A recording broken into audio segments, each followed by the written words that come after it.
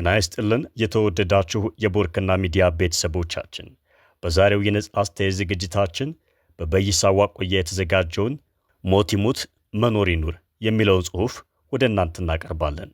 አብራችሁን ቆዩ። በይሳ ዋቆያ ስዊድን። መግቢያ። የዛሬ 40 ዓመት ገደማ ይመስለኛል ወዳጄ ዶክተር ደረጀ ከብዙ ዓመት እስራት በኋላ አብረው ከተያዙት ብዙ የትግል ጓደኞቹ መካከል በተአምር ተርፎ ሲለቀቅ በጻፈው አንድ መጣጥፍ መደምደሚያ ላይ ሞት ይሙት ብሎ ያለው ሁሌም ከአእምሮ አይጠፋም። ያኔ ገና በወጣትነት ዕድሜ አፍጋኒስታን ለተባበሩት መንግስታት ድርጅት ሥራ ተመድቤ ብዙውን ጊዜን የሚያሳልፈው ከሙጃሂዲን ተዋጊዎች ጋር ነበርና ጦርነትና ግድያን ፊት ለፊት ባልጋፈጥም ማታ ማታ ከተዋጊዎቹ ጋር ተሰብስበን በአስተርጓሜ እርዳታ ስናወራ ጦርነት ምንኛ አስከፊና አስፈሪ መሆኑን ሲያወጉ ሰማ ነበር። ዋና አዛዣቸውን የዘመኑ ታላቅ የደፈጣ ውጊያ ጥበብ አባት ተብሎ የተዘፈነለትን የሰሜን አፍጋኒስታን የፓንጅሽር አንበሳ ኮማንደር አህመድ ሻህ ማሱድን ከአንዴም 3 ያግኝቼ ሳወራው ጦርነት በጎ ጎን የለውም፣ ሰላም ቢኖር ኖሮ እንደዚህ እንደ እንስሳ ቀኑ ሙሉ ተራራ ውስጥ ተደብቀን ስንዞር ማታ ማታ ደግሞ ድንጋይ ተንተርሰን ማደር ሳይሆን ቤተሰብ መስርተን እንደ ማንኛውም ሰዋዊ ፍጡር ተደስተን እንኖር ነበር ይለኝ የነበረው ምንጊዜም አይረሳኝም። በአንድ ጎዶሎ ቀን የተቀናቃኝ ተዋጊ ቡድን ተላላኪ ጋዜጠኛ መስሎ ገብቶ በቦምብ ገደለው። የፓንጅሽሩ አንበሳም የተመኘውን ሰላማዊ ሕይወት ሳይኖር ተገደለ። ሕይወትን ሳይኖራት ሞተ። ከአፍጋኒስታን በኋላ የዩጎዝላቪያ ጦርነት ተጀምሮ እስኪያልቅ ድረስ በቦታው ስለነበርኩ ለዘመናት አብረው በሰላም ይኖሩ የነበሩ አንድ የስላቪክ ሕዝቦች ጽንፈኛ ብሔርተኞች በሚመግቧቸው ያለፉ የታሪክና የትርክት ቁርሾች ሰበብ እርስ በርስ ሲገዳደሉ በቦታው ሁኜ የማየት መጥፎ ዕድል ገጥሞኝ ነበር።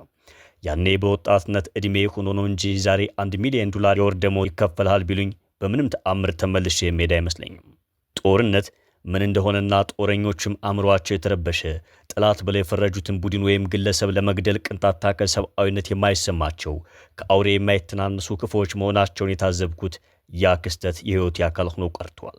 ዛሬ በሀገራችን በተለያዩ ምክንያቶች ልክ እንደ አህመድ ሻህ ማሱድ ወይም እንደ ዩጎዝላቭ ተዋጊዎች ለሆነ ዓላማ ብለው የሰው ልጅን ለመግደል ጠበንጃ አንስተው የገዛ ወገናቸውን ለመግደል ወደ ዱር የሚሰማሩ ሕይወትን የማይኖሩ ሞትን ግን በየቀኑ ፊት ለፊት እንደተጋፈጡ ቀናትን የሚቆጥሩ ብዙ ሺህ ኢትዮጵያውያን ወጣት የደፈጣ ተዋጊዎችን ሕይወት ሳስብ በወጣትነት ዕድሜ አፍጋኒስታንና ዩጎዝላቪያ ውስጥ ከሙጃሂድንና ከስላቪክ ተዋጊዎች ጋር ያሳለፍኩት ጊዜ ፍንትው ብሎ ይታየኝና እጅግ በጣም ያሳዝኑኛል። ሕይወትን ሳይኖሩ የሚሞቱ ወገኖቻችን። ጦርነት የሰው ልጅ ከፈጠራቸው ያለመግባባት መቋጫ መፍትሄዎች መሃል እጅግ በጣም አጥፊና ምድራዊ ተወዳዳሪ የማይገኝለት እርኩስ ድርጊት ነው። ሳያድለን ቀርቶ ግን የሰው ልጅ ቃየል በተራ ቅናት የገዛ ወንድሙን አቤልን ከገደለበት ቀን ጀምሮ እስከ ዛሬ ድረስ ከፊተኛው ትውልድ የወረስነውን ለዓላማ ብሎ የመግደል ወይም የመሞት ግዴታችንን በተሻሻለ ዘዴና ዘመናዊ መሳሪያ ድጋፍ እየተወጣ ነው እንገኛለን። ድሮ በጦርና ቀስት እንጋደል የነበርን ህዝቦች ዛሬ ግን ምድር ላይ በክላሽኮቭ ሰማይ ላይ ደግሞ በአውሮፕላንና በድሮን በሐሳብ ከማንግባባቸው ሰዎች ጋር እየተጋደልን ነው። ይህ አይነቱ አሟሟት እንግዲህ ፈጣሪ ራሱ ከቆጠረልን ለሁሉም ማይቀሬው ከሆነው ተፈጥሯዊ ሞት በተጨማሪ መሆኑ ነው። የሚያሳዝነው ደግሞ ተፈጥሮ ራሱ በዚች ምድር ላይ እንድንኖር የፈቀደልን ግፋቢል 100 ዓመት ሲሆን ይችን በዛች ተብላ ደግሞ የሰው ልጅ በመግደል ከዚያች ላይ ስንቀንስ ማየቱ ነው። በተለምዶ አንድ ማህበረሰብ የውጭ አገር ወራሪ ሲመጣበት የማህበረሰቡ አባላት በባዕድ የውጭ ኃይል አስተዳደር ስር ከመኖር ይልቅ በተቻለ መጠን ተደራጅተው የተገኘውን መሳሪያ በመጠቀም ሀገራቸውን ከወራሪው ኃይል ይከላከላሉ። ወራሪውን ኃይል ይገድላሉ፣ ይደመስሳሉ። ይህ አይነቱ አገዳደል እንኳን በጥንት ዘመን ይቅርና ዛሬም ድረስ በዓለም አቀፍ ግንኙነት ውስጥ የተለመደና የማይወገዝ ነው። የአንድ ሀገር ህዝብና ግዛት ሉዓላዊነት አይነኬ በመሆኑና ሀገር ከሌለ ህዝብ የለም የሚል ብሂል በመላው ዓለም አቀፉ ማህበረሰብ ዘንድ ዕውቅና ያገኘ ነውና በአንድ ሀገር ውስጥ የሚኖሩ የአንድ ሀገር ህዝቦችና ዜጋዎች በሚያስተናግዷቸው አስተሳሰቦች ልዩነት ምክንያት ብቻ ጎራ ለይተው መገዳደሉ ግን በማንም ጤነኛ አእምሮ ባለው ሰው የማይደገፍና መወገዝ ያለበት ቢሆንም የሰው ልጆች ግን በተለይም በሀገራችን አለመግባባትን በሰላም መንገድ ፈትተው የእርስ በርስ ግጭትን ለማስቆም ስላልቻሉ ወይም ስላልፈለጉ ዛሬ በተለያዩ ክልሎች እየተካሄዱ ያሉት ግጭቶችና ተጓዳኝ ግድያዎች የዚህ መጥፎ ክስተት አይነተኛ መገለጫዎቹ ነው እናገኛቸዋለን። ጦርነትና ሞት የሌላን ቤት ሲያጠቃ አያስደነግጥም እንጂ የራስን ቤት ሲመታ ሁሌም አዲስና ለማንም የማይመኙት አሳዛኝ ተፈጥሯዊ ክስተት ነው። ይህ እንግዲህ ፈጣሪ ራሱ በቆረጠልን ቀን ይችን ምድር ስንለቅ ነው። የሰው ልጅ ግን በማያገባው የፈጣሪ ሥራ ጣልቃ ገብቶ ያለ ፈጣሪ ፍቃድ አንድን የአምላክ ፍጡር ሲገድል ለዘመድ ወዳጅ የዘላለም ሐዘን ይሆናል። በተለይም የተገደለን ጓደኛ፣ ዘመድ ወይም የቤተሰብ አባል ባህሉና እምነቱ በሚፈቅደው መሰረት በክብር ለመቅበር ሳይቻል ሲቀር ወይም ደግሞ የተገደለን ዘመድ ወይም ጓደኛ ሬሳ ከተገደለበት ቦታ ወስዶ ለመቅበር የተገደለበትን ጥይት ዋጋ መጀመሪያ ክፈል ሲባል ከደርግ ጊዜ ጀምሮ በተግባር እያዋልን ያለው አሳፋሪና እጅግ በጣም አስከፊ ባህል። የጦርነት ቅዱስ የለም። በመጀመሪያ ደረጃ አንድ ታጣቂ ግለሰብ ጠበንጃ አንግቶ ዱር ከገባበት ወይም በጠበንጃ ብርታት የፖለቲካ ስልጣን ከያዘበት ቀን ጀምሮ ዋነኛ ዓላማው ጠላት ብሎ የፈረጀውን ዜጋ ለመግደል ስለሆነ ወይ ስልጣኑን ለማደላደል አሊያ ደግሞ ስልጣን ላይ ያለውን አውርዶ ራሱ እንዲተካው ከማለት ተቀናቃኞችን ይገላል። ብዙ ጠላቶችን የገደለ ደግሞ ጀግና ተብሎ ይወደሳል፣ ይሾማል፣ ይሸለማል። የወደፊት ሙያዊ እድገቱም የሚወሰነው በሚገላቸው ጠላቶች ቁጥር ብዛት ስለሆነ ብዙ ዜጋ መግደልን እንደ ስኬት ይቆጥራል። ከግድያው በተጨማሪ ደግሞ አጋጣሚዎችን እየተጠቀመ በተለያዩ ሰበቦች ሴቶችን አስገድዶ ይደፍራል። ጠበንጃ ያላነገቱትን ወጣቶች ለጠላት ድጋፍ ሰጥታችኋል ብሎ ያስራቸዋል፣ ይገርፋቸዋል፣ ይገላቸዋል። እነዚህ ሁሉ የወንጀሎች ዝርዝር ጠበንጃ ባነገተ ግለሰብ የድርጊት ሜኑ ውስጥ በቀጥታም ሆነ በተዘዋዋሪ የተጠቃለሉ ናቸው። አንዳንድ የዋህ የፖለቲካ ተንታኞች ተዋጊ ኃይል ወይም መከላከያ ሰራዊቱ ሰላማዊ ዜጎችን ጨፈጨፈ፣ ሴቶችን ደፈረ፣ ንብረት አወደመ ወዘተ ሲሉ ይሰማሉ። ይህ የዋህነት ነው። ጦርነት አይጀመር እንጂ ከተጀመረ ጠበንጃ አንጋቾች ጠላትን ይጎዳል ወይም ያዳክማል ብለው ካመኑበት መግደልን፣ ማሰቃየትን፣ ሴቶችን መድፈርን፣ ማገትን፣ ማሰርን፣ ንብረት ማውደምን ወዘተ በተግባር ከመፈጸም ወደ ኋላ አይሉም። አዎ ጦርነቱ ካለቀ በኋላ የጦር ወንጀሎች መፈጸማቸው ከተረጋገጠ ገዳዮቹ በዓለም አቀፋዊና በሀገሩ ሕገ መንግሥት መሠረት ተከሰው ለፍርድ ሊቀርቡ ይችላሉ። ያም ቢሆን በዛሬው የዓለም አቀፍ ሁኔታ ተፈጻሚነቱ በጣም ውስን ነው። በትግራይ ጦርነት ጊዜ ለተፈጸሙ የሰብአዊ መብት ጥሰቶችና የጦር ወንጀሎች እስከዛሬ ድረስ አንድም ግለሰብ ወይም የቡድን መሪ ተጠያቂ አለመሆኑ ከላይ ላልኩት ውስንነት አንዱ አመላካች ነው። ለዚህም ነው ጦርነት አይነሳ እንጂ ከተነሳ ዋነኛ መገለጫው ሞት፣ ስቃይና ውድመት ብቻ ስለሆነ ጦርነት እንዳይነሳ ቀስቅሰን የሰው ልጅ ከመገደል ማዳን አለብን ብዬ ሁሌም የማወተውተው። ጠበንጃ መጀመሪያውኑ ሲፈጠር ብቸኛ ዓላማው የሰው ልጅ እንዲገደልበት ነው። ሌላ ምንም ጠቀሜታ የለውም። በሰው ልጅ ታሪክ ውስጥ ጥይት ለጥፋት እንጂ ለልማት ውሎ አያውቅም። ጥይት ማረሻ ሆኖ አይታረስበትም፣ ወይም መድኃኒት ሆኖ የሰው ልጅን ከሞት አያድንም። አዎ ሀገር ስትወረር ወራሪውን በመከላከል ሂደት የሰው ልጅ ወራሪ ጠላት መግደል ወንጀል አይደለም። የእርስ በርስ ግጭትን በተመለከተ ግን ጠበንጃ ምንጊዜም ለጥፋት እንጂ ለልማት ውሎ አያውቅም። አንዳንድ ፖለቲከኞቻችን የዚህኛው ታጣቂ ቡድን ዓላማ እኮ ለኢትዮጵያ የግዛት አንድነት ስለሆነ ሊወገዝ አይገባም ሲሉ፣ ሌላው ወገን ደግሞ ያኛው ቡድን እኮ የሚታገለው ለብሔሩ ነጻነትና እኩልነት እንጂ የሌላውን ሕዝብ ለመጉዳት ስላልሆነ ትግላቸው ለቅዱስ ዓላማ ነው ይላል። ዓላማቸው ትክክል ይሁን አይሁን ሌላ ጉዳይ ነው። ግን ክላሽንኮቭ በፋኖም ሆነ በኦነግ ወይም በህወሓት ታጣቂ ሲተኮስ የሚተፋው ባሩድ የሌላውን ኢትዮጵያዊ ነፍስ ከመግደል ውጭ አንዳችም ሌላ ተልዕኮ የለውም። የሁላቸውም ክላሽንኮቭ እኩል ይገድላል። ግድያ ደግሞ ሰብአዊነት የለውም። የሚገደለው ኢትዮጵያዊ ሲሆን ለግድያ የዳረገው በደል ደግሞ ከገዳዩ የተለየ አስተሳሰብን ማስተናገዱ ብቻ ነው። ገዳዮቹ ግን የማይረዱት ወይም ሊረዱ የማይፈልጉት ጉዳይ መንግስትን ተቃውሞ መሸፈት መብት የሆነውን ያህል መንግስትን መደገፍና አብሮ መስራት መብት እንደሆነ ማወቅ የተሳነን ህዝቦች መሆናችንን ነው። መንግስትም ሆነ ተቃዋሚ ኃይላት ለሚፈጽሙት የሰብአዊ መብት ጥሰት ወይም የጦር ወንጀሎች እኩል ተጠያቂ መሆናቸው እንደተጠበቀ ሆኖ የሚያሳዝነው ደግሞ ተፋላሚ ወገኖች የሚችሉትን ያህል ከገደሉ በኋላ መጨረሻ ላይ የሰላም ስምምነት ሲፈራረሙ እና እየተሳሳቁ ተጨባብጠው በሻምፓኝ ሲራጩ የሰላማዊ ማህበረሰብ አባላት ግን እንደወጡ የቀሩ ቤተሰብ አባሎቻቸውን ሬሳ አግኝተው በክብር የመቅበር ዕድል እንኳን ማጣታቸውን አቤት የሚሉበት የፍትህ ተቋም አጥተው ነጋ ጠባ ዘላለማቸውን እንባቸውን እየረጩ ፍትህን ከፈጣሪ እየጠበቁ ቀሪውን ህይወታቸውን ለመጨረስ ሲገደዱ ማየት ነው። ገዳዮች ሰላማዊን ሰው ሲገድሉ፣ ሲያስሩና ሲያሰቃዩ ለፈጸሙት ወንጀል ተጠያቂ የሚያደርግ ጥርስ ያለው የፍትህ ተቋም ስለሌለ ተጠያቂነት ለመጥፋቱ ብቻ ሳይሆን ለወደፊትም ተመሳሳይ ጥፋት እንዳይደገም አስተማሪ የሆነ ቅጣት የሚበይን አካል አለመኖሩ እጅግ በጣም ያሳዝናል። ነፍስ ገዳዮች በወንጀል ተከሰው ለፍርድ ቀርበው በጥፋታቸው ልክ ስለማይቀጡ ተከታታይ ትውልድም ተመሳሳይ ወንጀል ከመፈጸም ወደ ኋላ የሚልበት ምክንያት አይኖርም።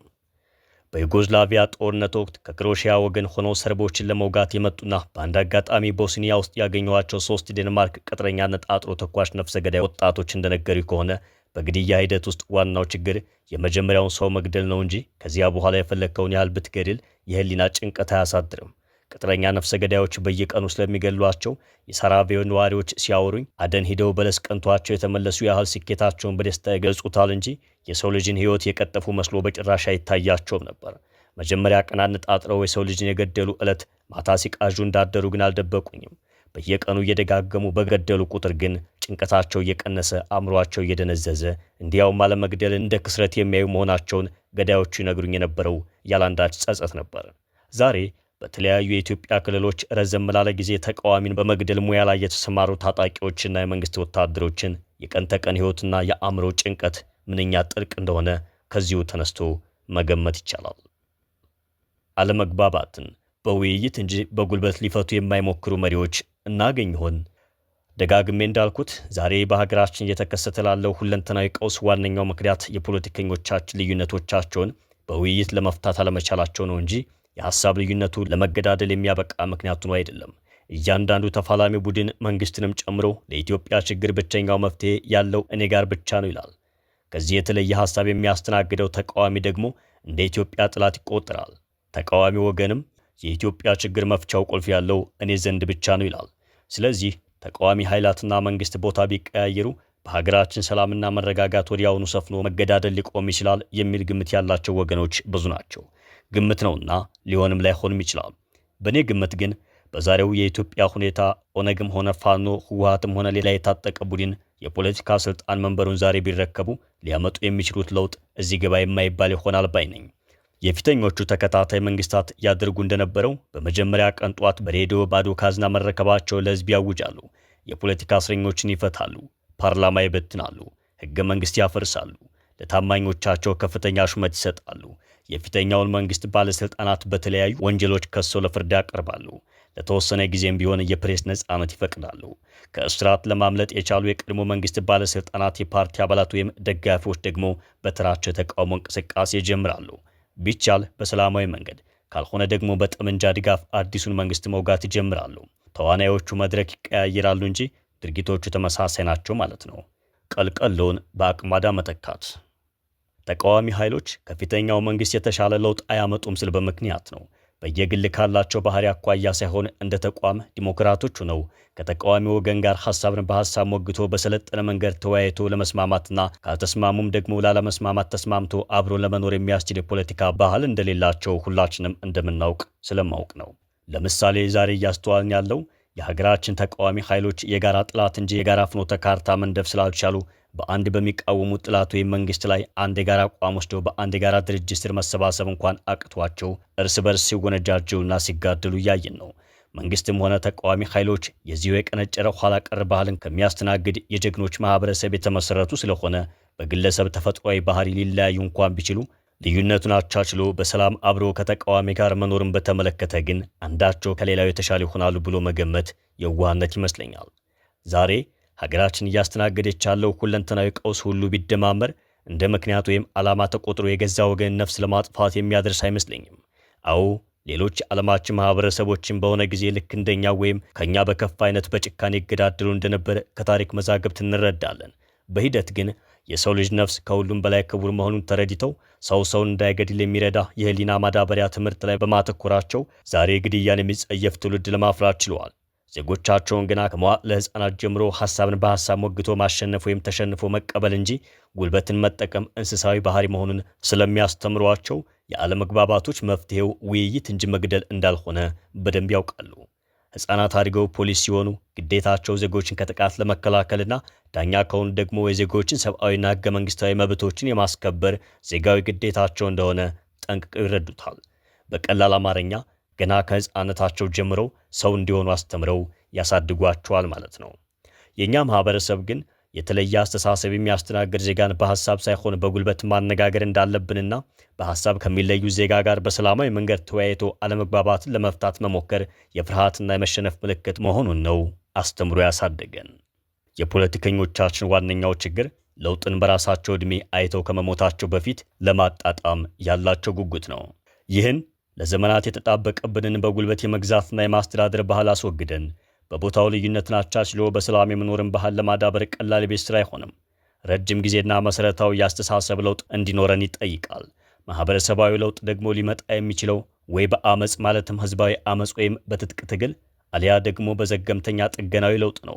ፖለቲከኞቻችን ደግሞ ለውጥን ቢቻል ዛሬውኑ በራሳቸው ዕድሜ አይተውና ኑረውት አጣጥመው ለማለፍ ስለሚፈልጉ ለረጅሙ የጥገናዊ ለውጥ ሂደት ጊዜ የላቸውም።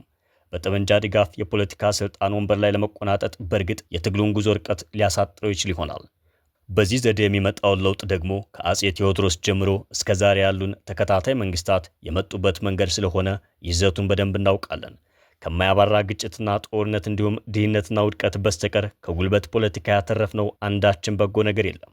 ስለዚህ ኢትዮጵያ ሰላም፣ ዲሞክራሲና ፍትህ የሰፈነባት ዜጎች በሐሳብ ልዩነት ምክንያት የማይገዳደሉባት ሀገር እንድትሆን ከተፈለገ ተቀዳሚው ስራችን ጠበንጃ ከኢትዮጵያ ፖለቲካ ወጥቶ ፖለቲከኞች ሐሳብን በሐሳብ ብቻ መሞገት የሚችሉበትን ማህበረሰብ ለመፍጠር የሚረዳ ፍኖተ ካርታ ማዘጋጀት አለባቸው።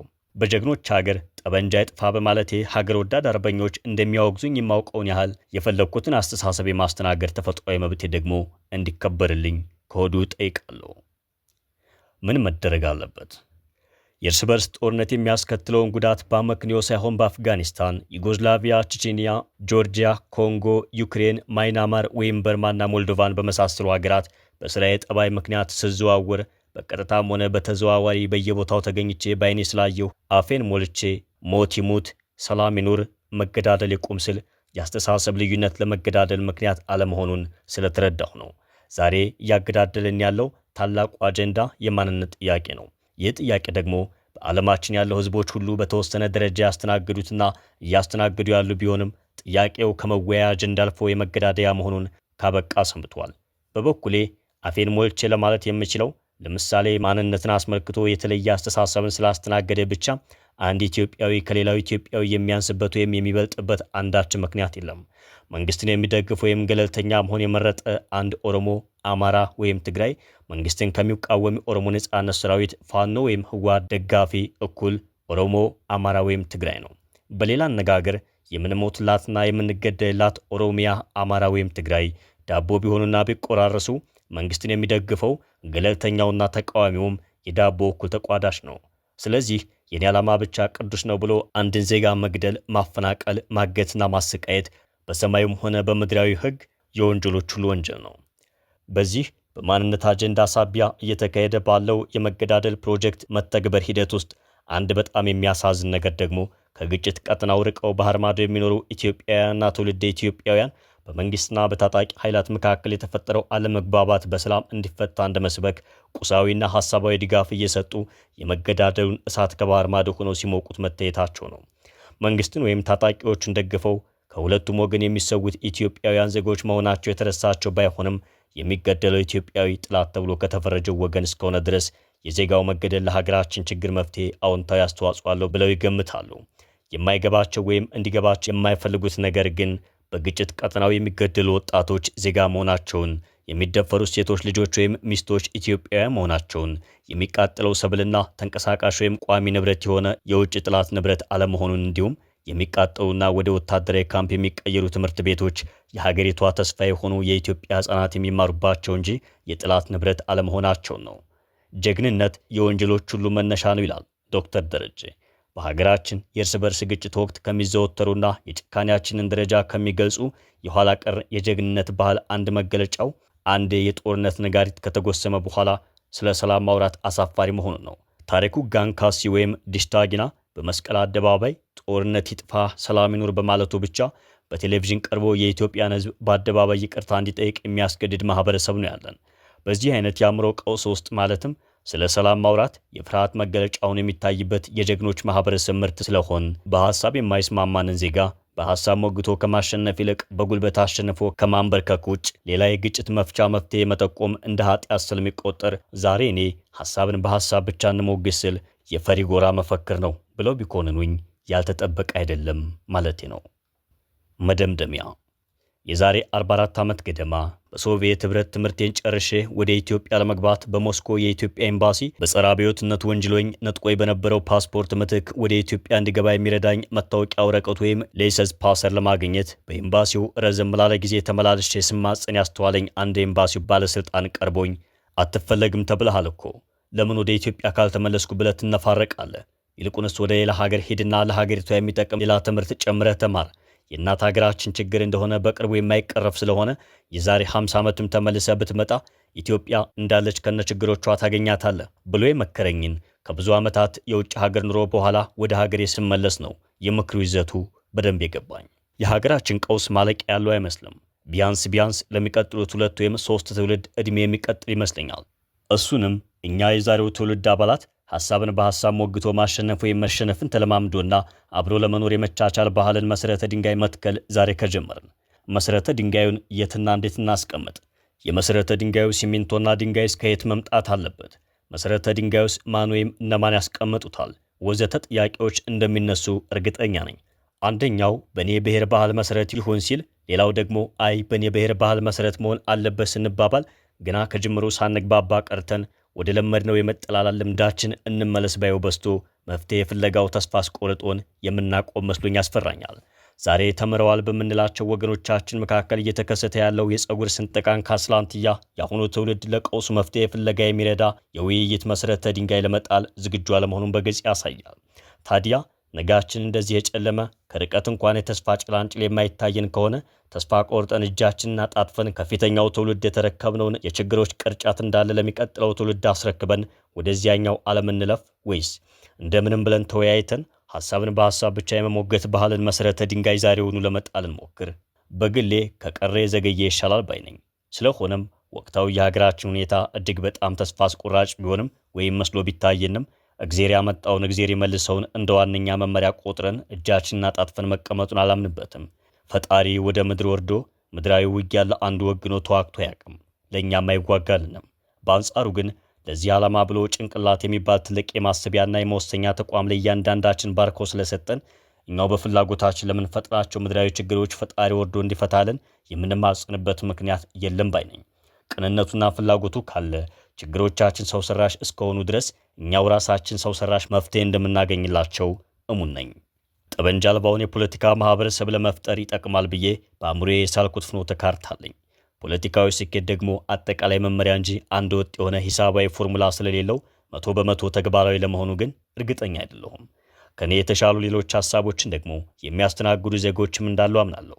ምርጥ ሐሳቦች ደግሞ ሁሌም የሚፈልቁት ከጤናማ ውይይት ውስጥ ተጨምቀው ስለሆነ ዛሬ ከኛ የሚጠበቀው ተቀዳሚው የቤት ሥራ እያንዳንዳችን የየግላችን ወይም የየቡናችን ሐሳብ ወደ አንድ መድረክ አምጥተን ለመወያየት ዝግጁ መሆን ነው። አዎ ለመተግበር ረጅም ጊዜ የሚፈጅ የሰላም ፍኖተ ካርታ ላይ መወያየቱ ዛሬ ፖለቲከኞቻችን የፖለቲካ ስልጣን ለመጨበጥ ወይም የያዙትን ላለመልቀቅ በሚያካሂዱት የጉልበት ፖለቲካ ወይም መንግስትና ተዋጊዎች ዛሬ የተዘፈቁበት የመገዳደል ድርጊት ላይ ቀዝቃዛ ውሃ እንደመቸለስ ተቆጥሮ ያስወግዘን ይችላል።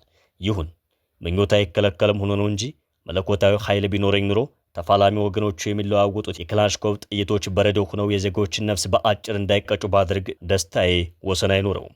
ስለዚህ እኛ በጠበንጃ አልባ ፖለቲካ የምናምን ፖለቲከኞች፣ አክቲቪስቶችና ልሂቃን ዛሬውኑ አንድ የውይይት መድረክ ፈጥረን መውሰድ ስላለብን እርምጃዎች ላይ መወያየት ታሪካዊ ግዴታችን ይመስለኛል። ሌሎቻችሁ ከዚህ የተለየ ወይም የተሻለ አስተሳሰብ ሊኖራችሁ እንደሚችል አምናለሁ። ስለዚህ እባካችሁ ሐሳባችሁን ወደ መድረክ አምጡና ተወያይተን አዳብረናቸው ለጋራ በጎነት ጥቅም እናውል። ወጣቶቻችንን አላስፈላጊ ከሆነ ግድያ ለማዳን፣ እህቶቻችን እንዳይደፈሩ፣ የሰላማዊው ህዝብ ንብረት እንዳይወድም፣ ማሳዎች በበሬ እንጂ በዲሽቃ እንዳይታረሱ፣ ህዝቦቻችን በሰላም እንዲዘዋወሩና እንዳይታገቱ የምንፈልግ ከሆነ ዛሬውኑ እርምጃ እንውሰድ እላለሁ። ምን ትላላችሁ? የተወደዳችሁ የቦርከና ሚዲያ ቤተሰቦቻችን የዕለቱ የነጻ አስተያየት ዝግጅት በዚህ መልኩ ተጠናቋል። አብራችሁን ስለነበራችሁና ስለተከታተላችሁን ከልብ እናመሰግናለን። ውድ ቤተሰቦቻችን በነጻ አስተያየት መድረክ ላይ ወደ እናንተ የሚደርሱ ጽሑፎችና ሐሳቦች የጸሐፊውን እንጂ የቦርከናን አቋም እንደማያንጸባርቁ ለመግለጽ እንወዳለን። ውድ ቤተሰቦቻችን ስላደመጣችሁና አብራችሁን ስለነበራችሁ ከልብ እናመሰግናለን።